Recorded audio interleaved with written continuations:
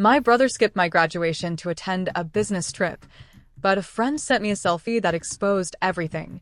And it wasn't even the worst part. I had always looked up to my older brother, Mark. He was the golden child, smart, charismatic, and wildly successful in tech. Our parents couldn't stop talking about him. I didn't mind much. I was used to being the quiet one, the dependable daughter who didn't stir trouble. I focused on my studies, stayed out of drama, and kept my circle tight. When I finally graduated with honors after years of sleepless nights and self-doubt, I was proud. It felt like my moment. I'd worked part-time jobs, fought through burnout, and somehow still made it to the top of my class. My parents were thrilled, but when I asked if Mark was coming, they hesitated. "He's got a business trip," Mom said. "Big investors. He's really sorry." I told myself it was okay. He had always been busy. I even texted him the night before graduation, saying, "Wish you could be here. I really wanted to celebrate with you." He didn't respond. The ceremony went beautifully. I smiled for pictures, clutched my degree like it was gold, and tried not to feel the empty space next to my parents in the crowd. Later that evening, my best friend Emma sent me a picture that nearly made me drop my phone. It was a selfie, her cousin, and my brother. Not at a boardroom, not at a business dinner, but on a yacht. Laughing. Drinks in hand. Somewhere tropical. I stared at the photo for a long time. At first, I thought maybe it was old. Maybe Emma had just stumbled on an old post or memory. But the timestamp was from 2 hours ago. And Mark was wearing the same watch I'd gifted him last month. The one he promised he'd wear to my graduation if he could make it. My stomach sank. I didn't know what to say. I didn't want to jump to conclusions, but it was hard not to feel betrayed. Why lie? Why not just say he didn't want to come? That would have hurt less than pretending to be busy, only to party halfway across the world while I celebrated one of the biggest moments of my life. That night, I didn't sleep. I didn't tell my parents either, not yet. I didn't want to ruin the afterglow of the day for them. But the next morning, I woke up to a text from Mark. "Proud of you, sis. Wish I could have been there. Let's celebrate soon." I stared at it in disbelief. The audacity. Celebrate soon? Like I was just another event on his schedule? I decided to play it cool. I responded, "Thanks. Would love to hear about the business trip." He replied with a thumbs up emoji. That's it. That was the moment something changed in me. Not just anger, something deeper. A kind of cold clarity. I had spent years idolizing someone who didn't even think I was worth showing up for. Someone who thought I was too naive to catch his lies. I decided right then. I wasn't going to confront him with anger. I was going to make sure he saw exactly what he threw away. The next few weeks, I went silent. No texts, no calls. I knew Mark was expecting me to blow up at him. Maybe yell or guilt trip him into apologizing. But I gave him nothing. Radio silence. Instead, I put that energy into myself. I started taking interviews and landed a paid internship at a media firm, something he once told me would be too intense for someone like me. I cleaned up my social media, documented my progress, posted photos of myself working hard, smiling, growing. I made it look effortless, and I could tell from the occasional likes that he was watching. Then came our family reunion. I wasn't even going to go, until my mom begged.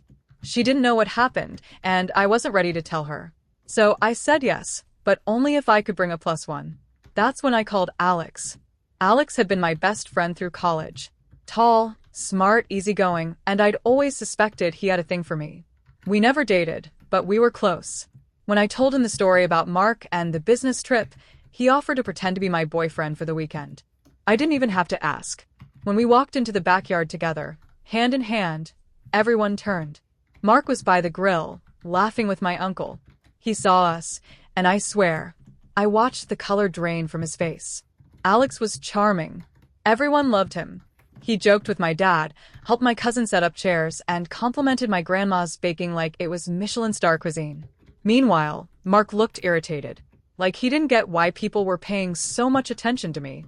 Later that evening, he cornered me near the kitchen. "You're dating Alex now?" he asked, trying to keep his voice even. I smiled. "Yeah. He's been amazing. So supportive. He even flew in just to be here with me." "Oh," he said. "That's fast."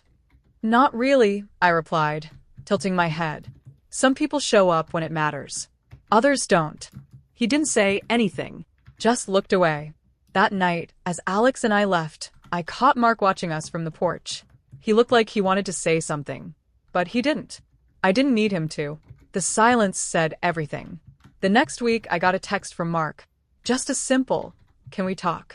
I stared at it for a minute, then locked my phone and tossed it back on the couch. I didn't respond. A few days later, he showed up outside my apartment. He was waiting by the front steps when I came back from work, dressed neatly, looking anxious, like a puppy in the rain. "I just need 5 minutes," he said, standing up. "That's 4 more than you gave me the night you left," I replied, brushing past him. He followed me anyway. Inside, I let him talk. He apologized, said he messed up, claimed it wasn't about her, that he'd been confused, that he thought I wanted too much from him, that he panicked when things got serious. I didn't say a word. Then he said something that actually made me laugh. "I see now that you're thriving. You're glowing. I miss you." I looked him in the eye and said, "You don't miss me. You miss the version of me who didn't know her worth." He opened his mouth to respond, but I was already walking to the door. "Goodbye, Mark," I said, holding it open. "Don't come back." He hesitated, then walked out. That was it. No big fight. No dramatic screaming. Just a quiet end to something that had already died the night he packed his bags. A few days later, I got an email from the firm I interned for. They wanted to hire me full-time. Permanent position. Good pay. Growth potential. I signed the offer letter without hesitation. It felt like everything in my life had realigned. Like I had been pulled out of a fog and could finally breathe again. Alex and I kept hanging out. Nothing serious yet, but he made me laugh. And most importantly, he made me feel seen without asking for anything in return. Sometimes, you don't need to burn everything down to get revenge. Sometimes, your peace is the revenge. And mine? Mine looked a lot like freedom. A few weeks after Mark vanished from my life for good, I went out to lunch with my mom. We hadn't talked much during the whole breakup fiasco. She always tried to stay neutral, and I needed time to figure things out without her input. But that day, over steaming bowls of pho, she looked at me and said, "You look lighter." I smiled. "I am." She reached across the table and squeezed my hand. "You know, I never wanted to say anything, but I always thought Mark dimmed your light." That stuck with me for days. Not because I didn't believe it, but because she was right. I had spent years shrinking myself, walking on eggshells, trying to be less so he wouldn't feel threatened or overwhelmed. Now I was reclaiming space. It wasn't just about the job or Alex or even the breakup. It was about getting my life back. One night, I finally opened the drawer where I had stashed a letter Mark had written me before he left. I hadn't had the guts to read it until now. It was filled with poetic half-apologies, self-pitying paragraphs, and this gem. "I hope one day we'll find our way back to each other." I folded the letter back up and slid it into the recycling bin. Not the trash, the recycling. Let him be something useful, for once. As for Alex, things moved slowly, respectfully. He never rushed me, never made me feel like I had to impress him or hide anything. We'd go to bookstores and leave with 3 paperbacks each, or stay in and cook dinner together, laughing when we overcooked the rice again. One night, as we sat on the balcony watching the city lights flicker, he turned to me and said, "You know, I don't want to fix you. I just want to be here while you build whatever comes next." That nearly broke me in the best way, because I wasn't broken. I was rebuilding. And that was the biggest win of all. 6 months later, just when I thought life had finally settled into something steady, a peaceful rhythm of work, weekend farmers markets, slow love with Alex, something I never saw coming turned everything upside down again. I found out I was pregnant. At first, I laughed.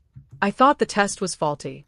There was no way. I had always been careful. My cycles were regular, and well, I convinced myself I couldn't have kids after years of trying with Mark and never getting even a scare. But the second test confirmed it. Then the blood test. Then the first ultrasound. I sat in that sterile white room, watching the flicker of a heartbeat on the monitor, and my own heart stuttered. For the first time in a long time, I felt something that wasn't fear or confusion, it was awe. Alex was quiet when I told him. Not cold, just silent in that way people get when something massive is hitting them all at once. After a long pause, He simply asked, "Are you okay?" I nodded, tears slipping down my face. "I think I am." I don't know how.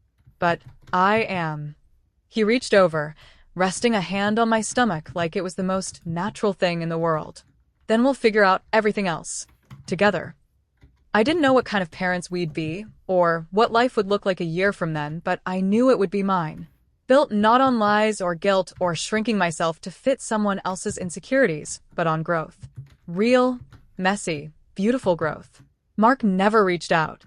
Maybe he heard. Maybe he didn't. But by then, I didn't care. He was a closed chapter.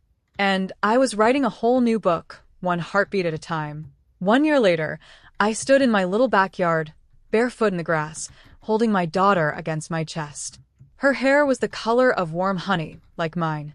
But her eyes, those were Alex's. Calm, steady, full of quiet curiosity. Our house wasn't big, but it was full. Full of music, laughter, sometimes crying, real life. Alex was inside, slicing fruit, singing to himself off-key, while something sizzled on the stove. He was never the guy I imagined I'd end up with. Not flashy, not a provider in the traditional sense. But he showed up every single day. Held me when I fell apart. Learned how to braid hair with me off YouTube. Talked me through nightmares when I woke up gasping. Memories of Mark's betrayal still clawing at my chest. And when we got that letter, the one from Mark's lawyer, saying he was remarrying and asking me to sign off on some financial documents, I didn't flinch. I handed it to my own lawyer and moved on. That part of my life was so far behind me now, it felt like another woman had lived it. Sometimes, I'd still get messages from people who'd known us. Old family friends, mutual acquaintances. They'd ask how I was if I ever spoke to Mark. I always answered the same way. No, I don't. But I wish him peace. Because I had found mine. And that was enough. That, and the tiny hand wrapping around my thumb as the sun dipped low behind our fence, the air smelling like basil and summer and second chances.